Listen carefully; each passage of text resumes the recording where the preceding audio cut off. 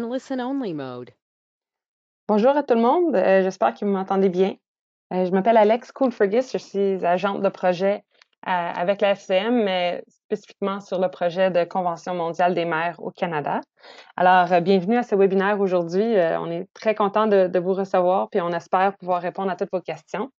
Juste rapidement, avant de commencer, pour ceux qui n'ont jamais utilisé l'application GoToWebinar, c'est très simple, ça ressemble beaucoup aux divers outils qu'on utilise tous depuis quelques mois. Mais voilà, vous pouvez soit écouter la diffusion par ordinateur avec vos haut-parleurs ou si vous voulez écouter par téléphone, et alors vous voyez les numéros ici que vous pouvez appeler si jamais vous préférez par téléphone. Également, durant le webinaire, vous êtes tous sur mute, alors vous allez pouvoir poser vos questions ou participer via l'onglet Questions que vous devriez voir à la droite de votre écran. Alors, si jamais vous avez des questions, n'hésitez pas à les poser. On a 2 périodes de questions, on va peut-être plus répondre aux questions vers la fin de chaque segment. Mais n'hésitez surtout pas là, si jamais vous avez des questions. Et également, si vous avez des problèmes techniques, vous pouvez me laisser savoir. Alors, on va commencer. Donc, aujourd'hui, se poser la question, pourquoi se joindre à la Convention mondiale des maires ou le CMMC, comme on l'appelle ici au Canada? Le processus d'adhésion. Ensuite, il y aura une période de questions. Ensuite, on va rentrer vraiment plus dans le vif du sujet. Donc, comment rapporter les données au Canada. Ensuite, une autre période de questions. On conclura évidemment avant midi, heure de l'Est. Et juste pour clarifier, le webinaire va être envoyé suite à la présentation. Donc, dans environ 2 heures, là, vous allez recevoir un enregistrement du webinaire. Et si jamais vous ne le recevez pas, vous pouvez toujours m'écrire. Et mon information de contact est à la fin de la présentation.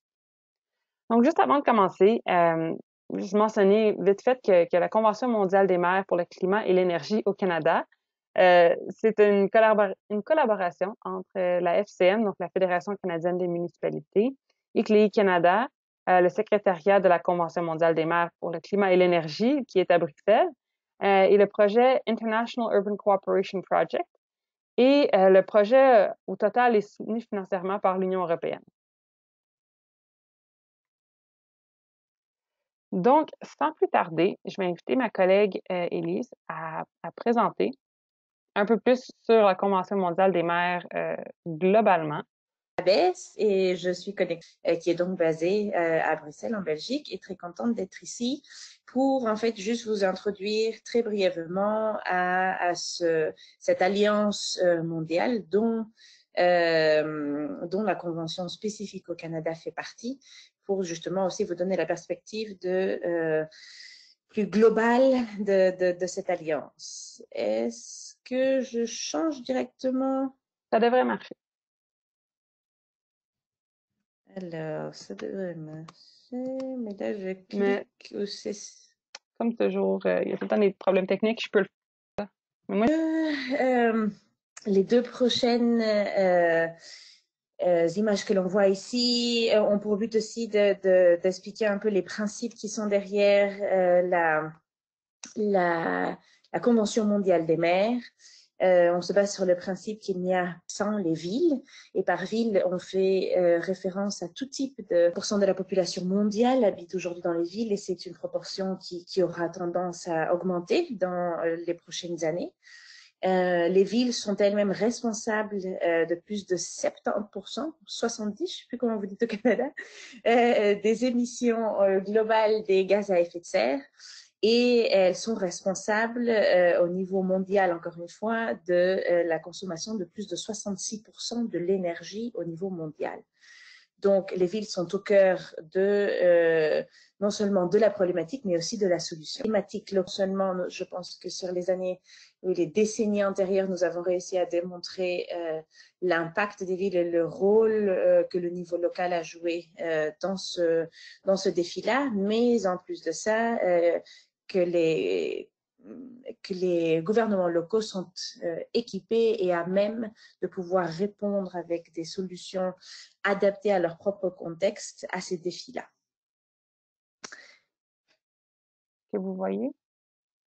Voilà. Là, maintenant, oui. Donc là, en fait, vous avez juste un résumé en fait de la présence mondiale des mers. C'est une alliance ville et collectivités locales qui ont rejoint la convention. Nous sommes présents dans dans 139 pays au jour d'aujourd'hui. L'ensemble de ces signataires représente plus de 900 millions de personnes, ce qui est un peu plus de 12% de la population mondiale. Et pour articuler cette grande alliance, nous nous appuyons sur plus de 100 partenaires globaux et puis après aussi régionaux et nationaux, tels que des réseaux de villes, des centres de recherche, des acteurs du secteur privé et autres impliqués dans l'appui aux collectivités locales dans l'action climatique. Justement, et donc, justement, c'est grâce à ces réseaux de villes et à ces différents acteurs partenaires sur lesquels nous nous appuyons qu'au jour d'aujourd'hui, nous avons réussi à établir, à l'aide de ces partenaires et sous le leadership de ces partenaires, 13 conventions régionales ou nationales, dont celle du Canada fait partie. Et comme vous le voyez, elles sont réparties dans la plupart des régions du monde que l'on arrive à couvrir au jour d'aujourd'hui. Pourquoi nous en avons des régionales et des nationales? Parce que justement, le contexte politique, géographique et même de coopération internationale de certaines régions fait en sorte qu'il soit plus cohérent en fait d'avoir des approches nationales que des approches régionales. Et même là où nous avons des conventions régionales, l'approche nationale ou l'approche pays en fait est de plus en plus développée. Et pour articuler ce réseau-là, nous avons mis en place au jour d'aujourd'hui 14 bureaux d'aide en appui aux signataires dans chacune des régions et de ces pays-là, comme par exemple celui qui est actuellement sous le leadership de la Fédération canadienne des municipalités pour le Canada spécifiquement. Et donc voilà, serait comme d'action ou de renforcement de capacité ou sur lesquels vous vous appuyez pour des questions de recherche ou autres, qui justement au fur et à mesure s'intègrent à ce réseau-là.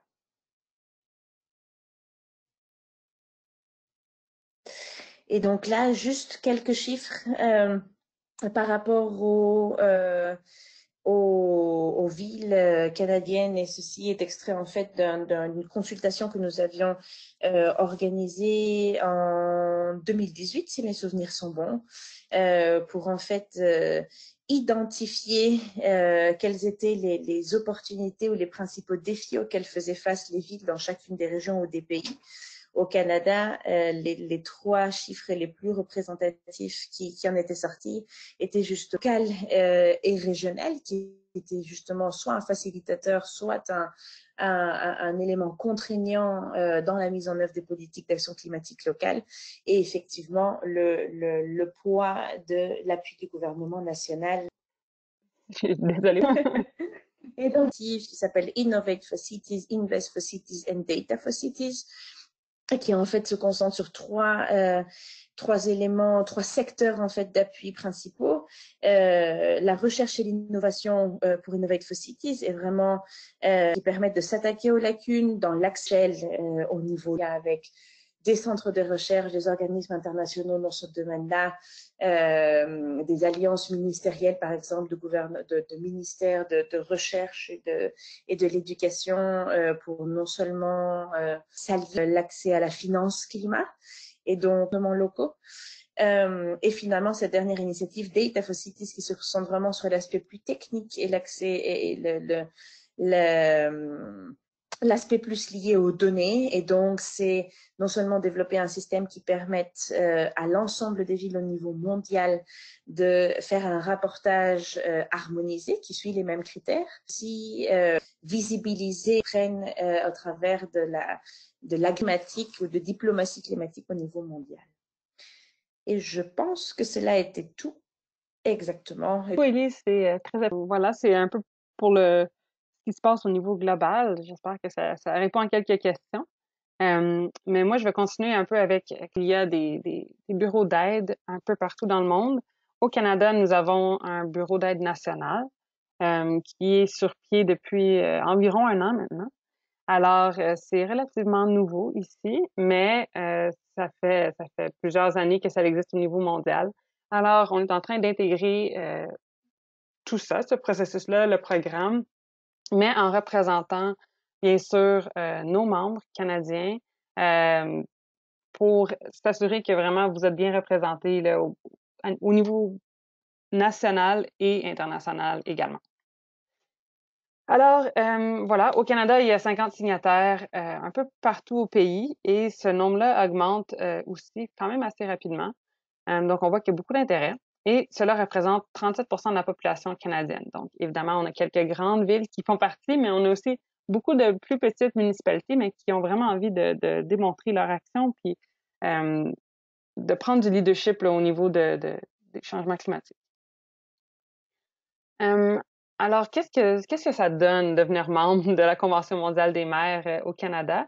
Donc, dans bien des cas, c'est le soutien là, pour augmenter le niveau d'ambition. Donc, euh, avec la CMMC, on exige que les municipalités aient un niveau d'ambition qui soit égal ou supérieur à l'ambition nationale. Donc, dans notre cas, c'est ce que le Canada a déclaré comme étant son objectif pour atteindre les objectifs de Paris.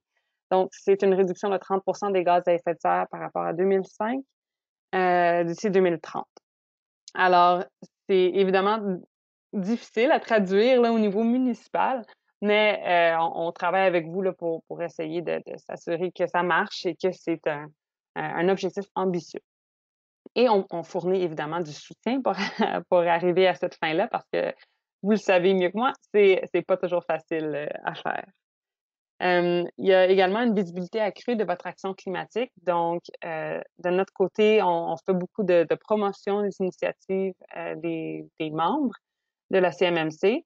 Dans bien des cas aussi, au niveau politique, que ce soit au niveau politique municipal ou local ou régional, ça peut aider pour démontrer le leadership de votre municipalité sur les questions climatiques. Dans bien des cas, les municipalités souhaitent appartenir à un mouvement global. Donc, la CMMC, avec ses plus de 10 000 membres maintenant, c'est le plus grand mouvement global en faveur du climat, de la part des municipalités, bien sûr, là, mais ça, c'est quand même intéressant. Et de faire partie de ce mouvement-là, ça prête un peu de force à la CMMC quand on va voir l'ONU, par exemple, ou quand on va voir des gouvernements nationaux pour leur dire, écoutez, les municipalités, nous, on travaille très fort en changement climatique, on aimerait avoir plus de ressources, on a besoin de plus d'aide, mais on veut aussi s'asseoir à la table décisionnelle pour participer aux décisions qui sont prises, qui nous affectent tous. Et bien sûr, accéder au réseau de la CMMC et aux outils qui sont exclusifs aux membres. Donc, ça, c'est quand même non négligeable. Ça l'aide beaucoup là, quand on travaille en changement climatique. Alors, plus spécifiquement, la structure de la CMMC au Canada.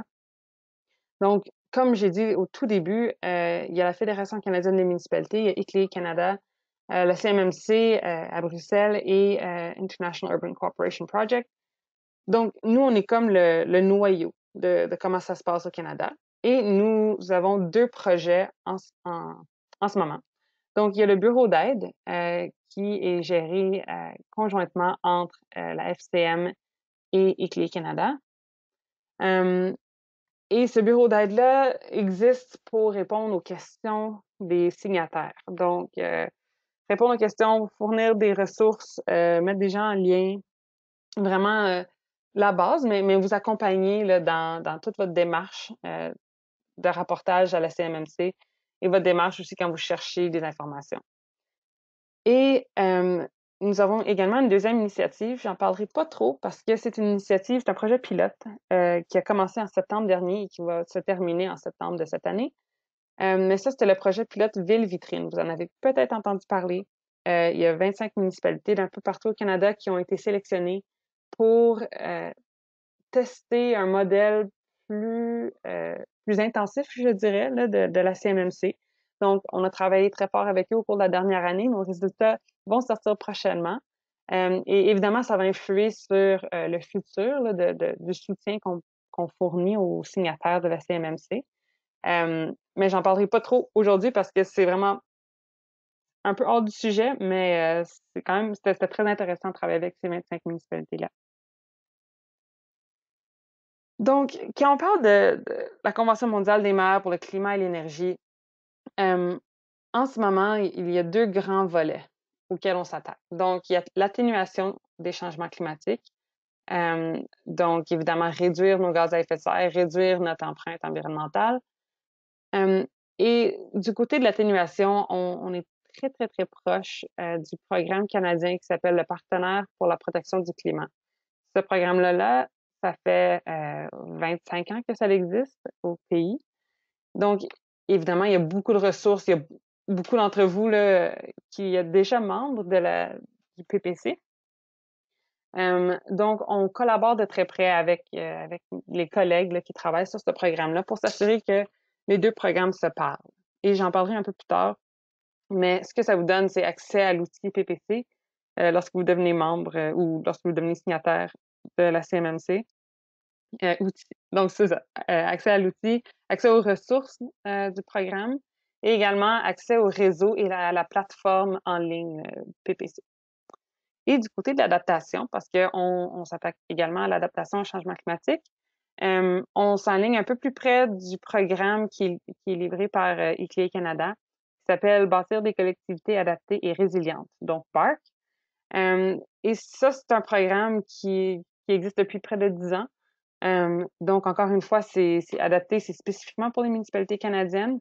Donc, c'est lorsque vous devenez membre ou signataire de la CMMC, on vous fournit le cadre d'analyse BARC, ainsi que l'outil de rapportage des données qui est en ligne et d'autres ressources là, qui existent à travers ce programme-là. Donc, vraiment, on voit qu'il y a comme des synergies avec des programmes nationaux qui existaient déjà, puis que devenir signataire de la Convention mondiale des maires au Canada, bien, ça vous permet simplement de prendre toutes ces ressources-là, de les jumeler ensemble, puis également d'aller plus loin que si vous étiez seulement impliqué dans PPC ou dans BARC, parce que ça augmente la visibilité, ça vous amène à l'international, ça vous permet aussi de suivre une méthodologie qui a été établie à l'international et qui est utilisée par des milliers de villes. Alors, comment se joindre à la CMMC? C'est pas compliqué. Le conseil municipal doit approuver et signer une lettre d'engagement. Donc, je sais qu'en cette ère COVID, c'est pas toujours facile d'avoir d'être sur l'ordre du jour là, du conseil municipal. Mais on a plusieurs municipalités. En fait, c'est quand même assez surprenant combien de municipalités se sont joints à la CMMC depuis mars. Alors, ça va quand même bon train. Mais c'est ça. En temps normal, là, le conseil municipal approuve et signe une lettre. Et on a également des lettres types qu'on peut partager avec.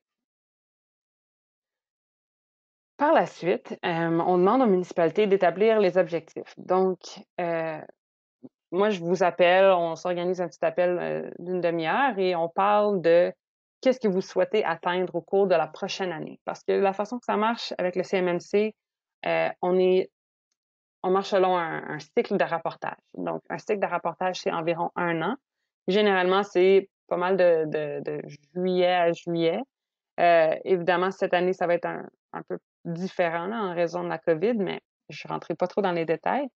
Mais c'est ça, on vous demande de déterminer vos objectifs, quelles étapes vous souhaitez atteindre avant la fin du cycle et comment vous allez vous prendre pour atteindre cet objectif-là. Donc, moi, en tant que représentante du bureau d'aide, je peux m'asseoir avec vous, je peux vous donner des outils, des ressources, je peux vous mettre en contact avec d'autres gens.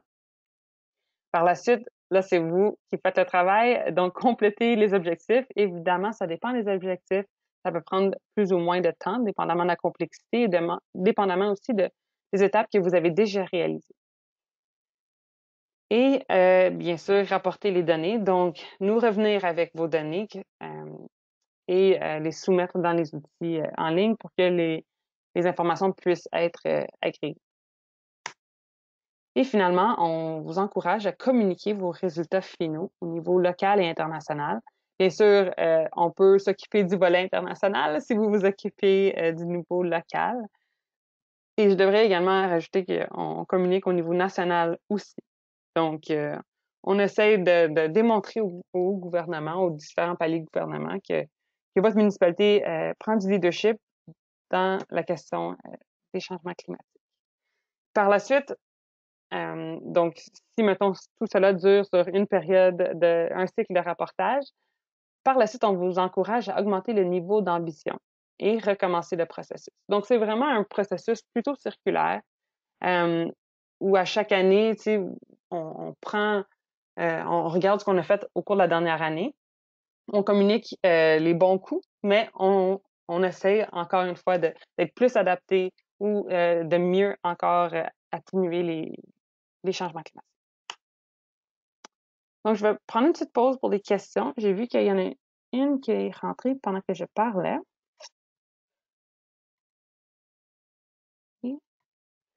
N'hésitez surtout pas à poser vos questions lorsque vous en avez. Donc, quelle est la question, excuse-moi, quelle est la différence entre la CMMC et C40 plus spécifiquement? Je peux aussi encourager Élise à répondre si jamais tu as d'autres choses à dire.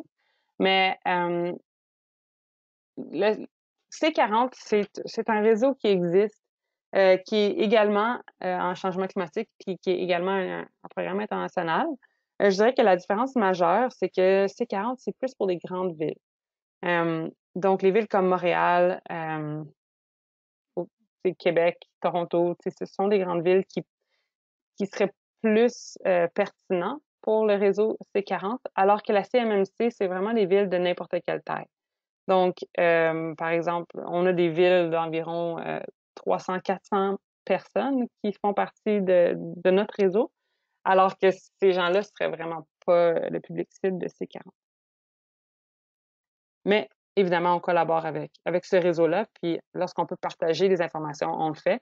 C'est juste pas nécessairement les mêmes besoins pour les signataires. Et la prochaine question par rapport au rapport de données, j'y répondrai pas tout de suite, juste parce qu'on va rentrer dans ce sujet-là après cette diapositive-ci. Donc, j'en prends note, mais je vais répondre plus tard. Est-ce qu'il y a d'autres questions pour l'instant? Non? OK. Je vais continuer. Comme je disais, il y a une autre période de questions un peu plus tard également. Donc, on va rentrer plus dans les détails sur les critères de rapportage. Donc, le CMMC a développé une méthodologie qui s'appelle le cadre commun de rapportage. Et ce cadre-là, évidemment, il dicte ce que les municipalités ont à rapporter à chaque année si ils souhaitent obtenir certaines ou atteindre certaines étapes dans leur action climatique. Donc, vous voyez, je vais essayer de voir si je peux. La première étape, évidemment, c'est l'engagement. Donc, tout le monde qui devient signataire doit signer l'engagement. Vous voyez le texte ici là, qui doit être inclus dans l'engagement.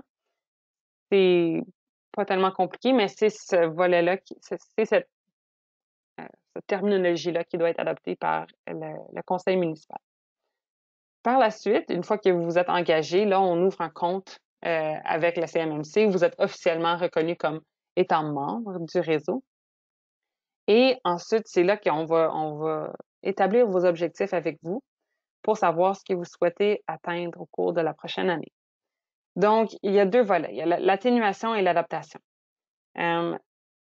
J'ai indiqué ici, donc, dans les deux cas, ça suit un peu le même cycle. Donc, quand on parle d'atténuation, il y a l'inventaire. Donc, par exemple, un inventaire de gaz à effet de serre doit être complété avec certains paramètres. Et, ouais, je vais continuer. Et ensuite, il y a la cible. Donc, il faut que chaque municipalité détermine sa propre cible. Donc, la cible de réduction des gaz à effet de serre. Par la suite, il faut développer un plan. Donc, formellement approuvée portant sur l'atténuation des changements climatiques. Donc, ce sont les 3 étapes qu'on vous demande d'atteindre du côté atténuation. Et pour ceux et celles d'entre vous qui êtes membres du réseau PPC, vous allez voir que c'est très, très, très semblable. Et c'est pour ça que j'ai indiqué là en haut, vous voyez qu'il y a comme un logo mauve, un logo vert et un logo orange. Ce sont les étapes PPC qui se rapprochent le plus près des étapes de la Convention mondiale des mers. Donc, dans plusieurs cas, des municipalités qui ont déjà été membres ou qui sont membres du réseau PPC et qui auraient déjà atteint ou qui auraient déjà, par exemple, créé un inventaire de gaz à effet de serre, ils auraient seulement à changer, à modifier quelques petits volets ou quelques petites demandes dans leur inventaire pour devenir officiellement, pour atteindre officiellement cette étape-là dans la CMMC. Alors, il y a vraiment, vraiment un rapprochement entre ce PPC et le volet atténuation de la CMMC. Et du côté de l'adaptation, qui est, si je peux dire, un peu plus nouveau pour la majorité des municipalités, mais pas toutes, on demande de commencer par une évaluation, donc faire une évaluation des risques climatiques et des vulnérabilités, établir un objectif d'adaptation au changement climatique et développer un plan global d'adaptation au changement climatique.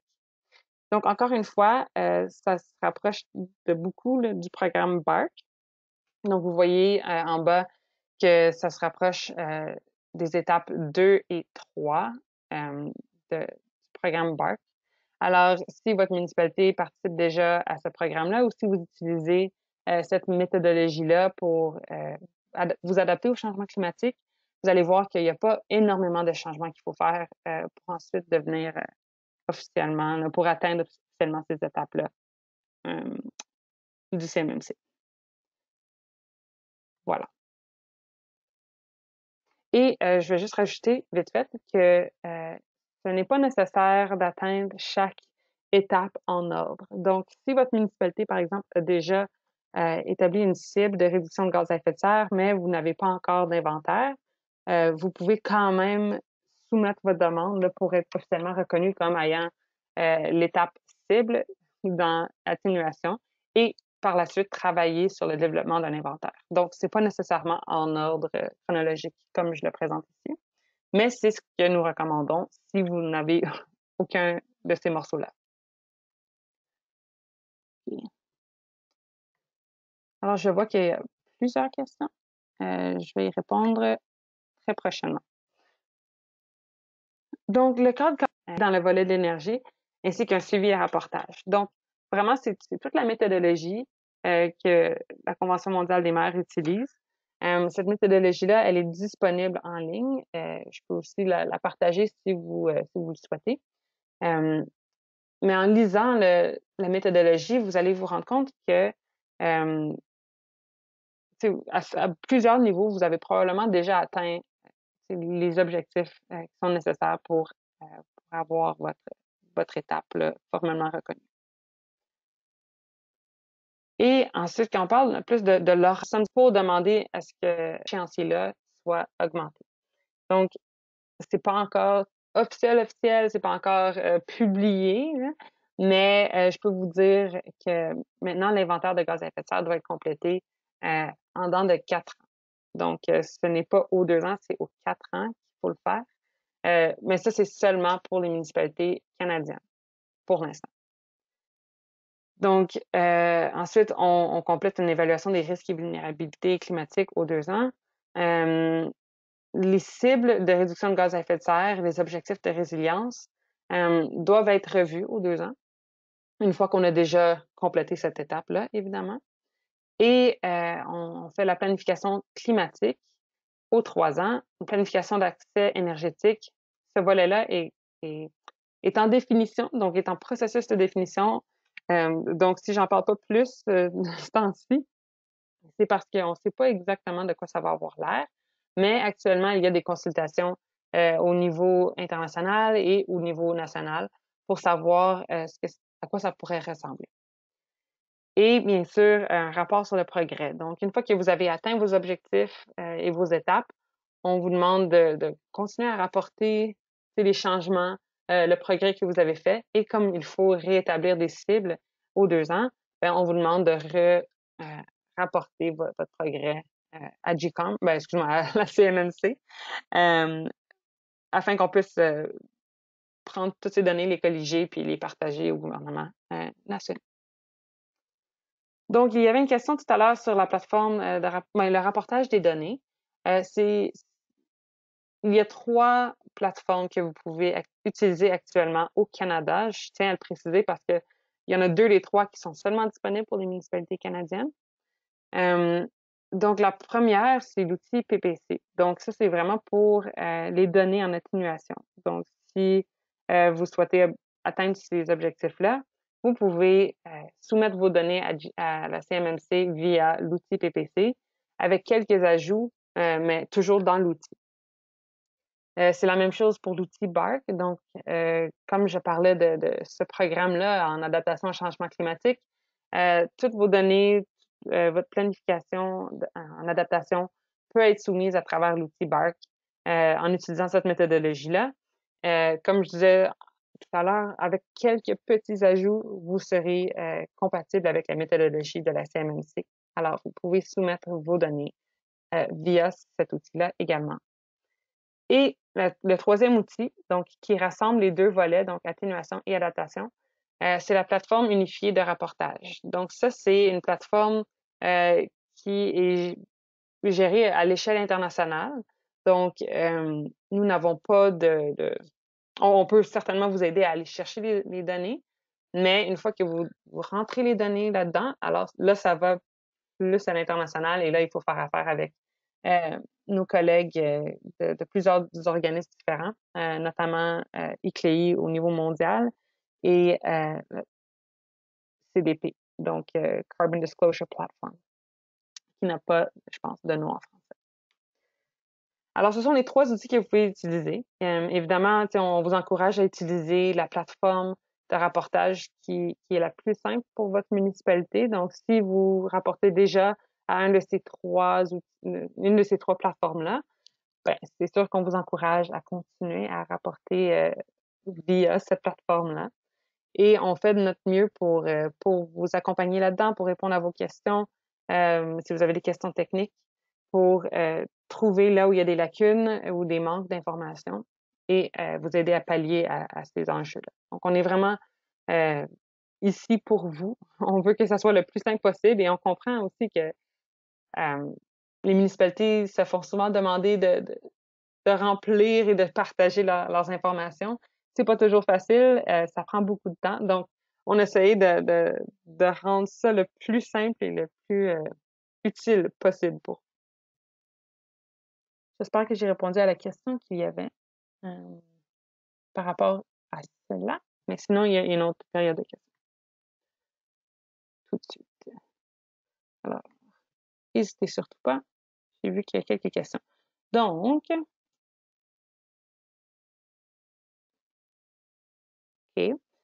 Je vois qu'il y a une question d'ordre général. Quelqu'un qui est en soutien à une commune du centre du Cameroun qui envisage une adhésion. Alors, c'est sûr que là, je parle vraiment de la Convention mondiale des maires au Canada. Cependant, ça me ferait plaisir de répondre aux questions. Je peux vous envoyer les liens envers les personnes qui travaillent au bureau africain.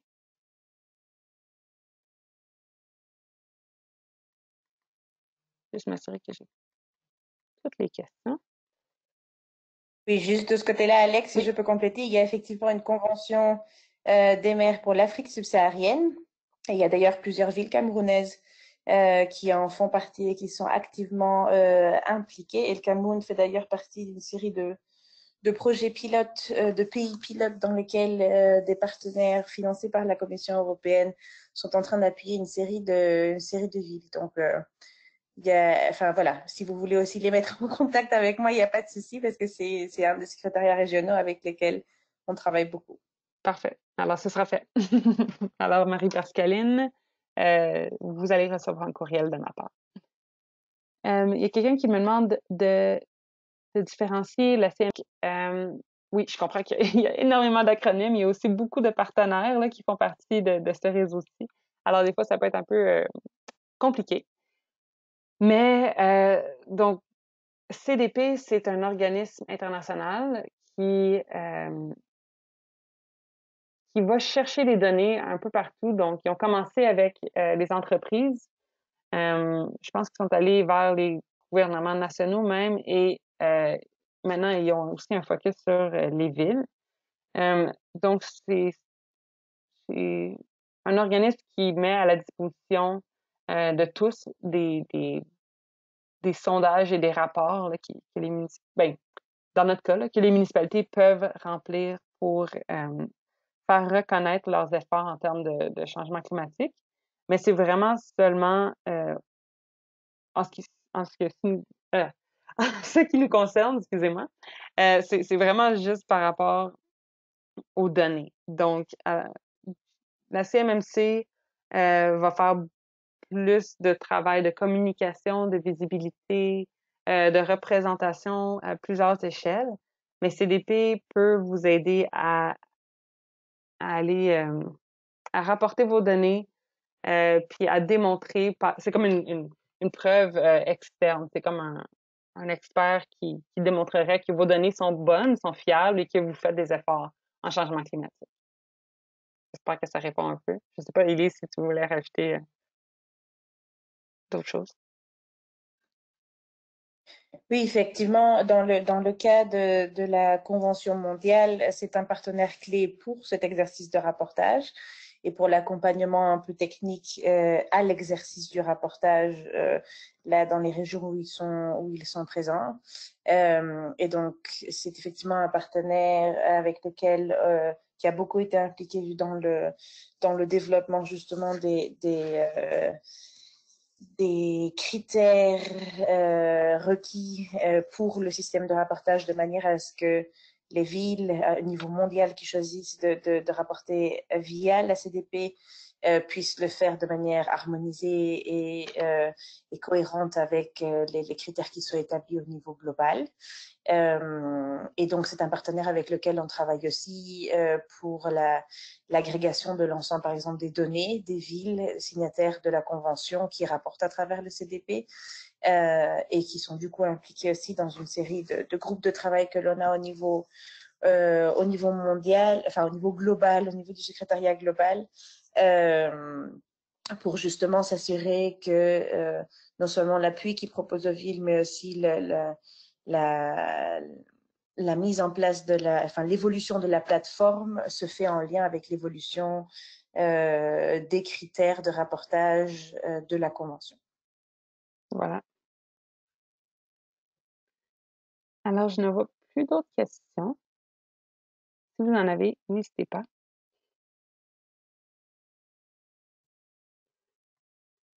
Mais si je peux, si me permettre, c'est globalement, c'est sûr que vu comme ça peut paraître très grand. C'est un gros programme, il y a beaucoup de volets. Mais sincèrement, c'est un programme qui aide les municipalités. Tu sais, les municipalités qui sont signataires voient une nette différence euh, par rapport à leur ambition, mais également par rapport à ce qu'ils sont capables de faire. Et le réseau de la Convention mondiale des maires, que ce soit le réseau international ou le réseau national, c'est vraiment quelque chose qui rajoute de la valeur pour les signataires.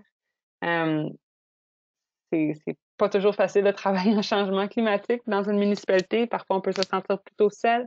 Alors, avoir accès à ces ressources-là, puis au partage là, qui se fait. Il y a énormément de municipalités qui sont très, très, très heureux de partager leurs idées ou bien leurs bons coups, les outils qu'ils ont utilisés. Alors, si je peux vous encourager à vraiment essayer de voir si votre conseil municipal a envie de participer à ce programme-ci, ça peut avoir bien des répercussions positives pour vous. Alors, s'il y a vraiment plus de questions, on va finir un peu plus tôt. Ça va vous donner un peu plus de temps pour dîner. Alors, je vous remercie beaucoup d'avoir participé au webinaire. Comme je disais au début, il y a un enregistrement qui va être envoyé au cours des prochaines heures. Donc, n'hésitez surtout pas à le partager si vous avez des collègues qui n'ont pas pu assister au webinaire aujourd'hui. Et bien sûr, toutes vos questions, vos commentaires, vous pouvez me les envoyer à globalcovenant@fcm.ca. Mon courriel sera également dans le courriel que je vais envoyer à tout le monde. Ça me fait plaisir d'accompagner les municipalités si vous avez des questions plus spécifiques ou si vous aimeriez que je vous fournisse plus d'informations sur peu importe le volet. Je peux le faire, puis je vous encourage fortement à rejoindre la Convention mondiale des maires et à faire partie de ce programme. Alors, merci beaucoup tout le monde. Bon après-midi et à la prochaine.